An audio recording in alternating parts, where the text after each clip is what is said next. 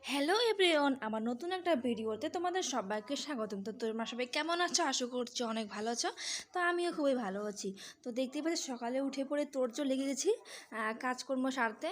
তো এটা হচ্ছে আমার সকালে ঘুম থেকে উঠে দাঁত ব্রাশ করার পর বিছানা ওঠানো, তারপর ঘর গোছানো, ঝাড়ু দেওয়া, এটা সব আমার কাজ।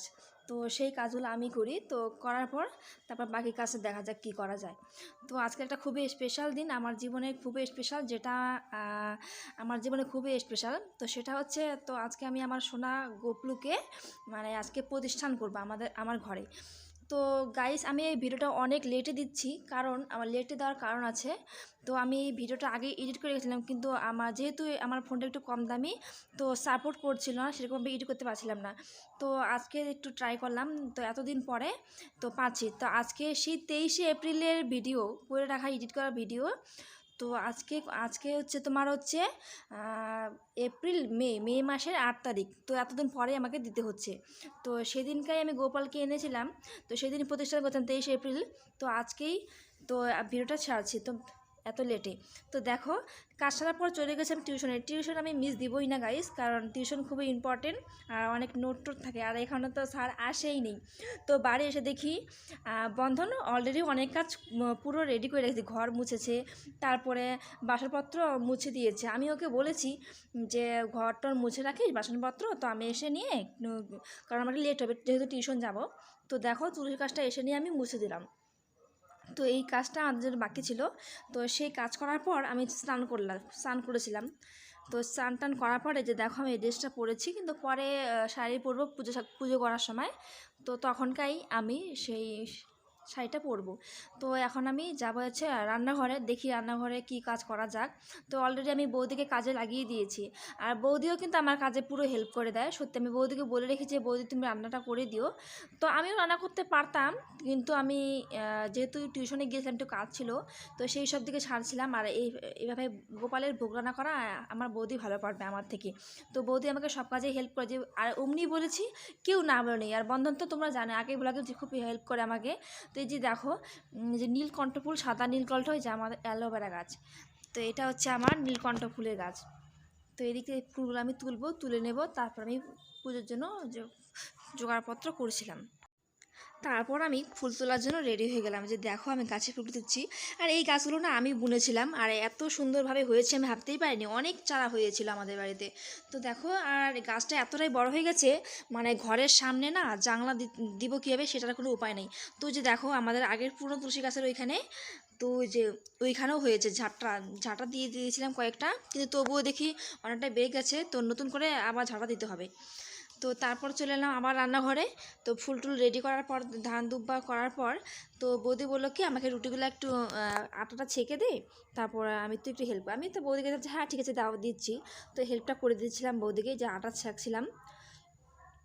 তারপর রুটিও বেলে দিতে, রুটি না সরি লুচি, হ্যাঁ আমি একটু মিস্টেক হয়ে গেছে। তো লুচি বেলে দিতে বলেছিল, আর আমি কিন্তু ঠিকঠাকভাবে লুচি বেলতে পারি না, কারণ এই সব কাজ খুবই কম। আর এদিকে পায়েস রেডি হয়ে গেছে। তো বৌদি ছানছিল, তো এটা আমি একটু জানি না, কারণ আমি রুটি কিন্তু বানাতে পারি না। তারপরে লুচি বলো, তো এটা কিন্তু পারি না। তারপরে বৌদি দেখি সোমবার দিয়ে দিয়েছে খিচুড়িতে, ভোগ প্রসাদ যেহেতু হবে, ভোগ দিব। তো বৌদির খিচুড়ি হয়েছে, এদিকে লুচিও হয়ে গেছে রেডি প্রায়। তো লুচিও আমাদের রেডি হয়ে গেছে। তারপর এবার যাব হচ্ছে তোমার পরের পর্বে। তো এদিকে দেখো, যে শাড়িটা নিয়ে নিচ্ছি, এই যে শাড়িটা, লাল শাড়ি, লাল ব্লাউজ, হলুদ ছায়া, এটা আমি পরবো, এটা পুজো করারই শাড়ি। তো এই যে দেখো, শাড়িটা আমি নিজেই পরে নিলাম। তো বৌদি বললো তুই রেডি হ, এদিকে তো প্রায় সবটা হয়েই গেছে, তাড়াতাড়ি রেডি হ। আমি আচ্ছা ঠিক আছে। তারপর আমি যে রেডি হয়ে গেলাম। তো ঠাকুরের ফল টল কাটার ছিল, সেগুলো কেটে নিয়ে তারপর আমি শাড়ি পরে রেডি হয়ে গেছি। দেখো ফাইনালি আমি তো রেডি হয়ে গেছি, এটা আমার সিম্পল লুক, সিম্পল সাজ, সিম্পল। তারপরে যে দেখো, শাড়িটা কিন্তু আমিই পরেছি, আর আমি শাড়ি পরা কিন্তু আগে থেকে মোটামুটি ভালোই শিখে গিয়েছি।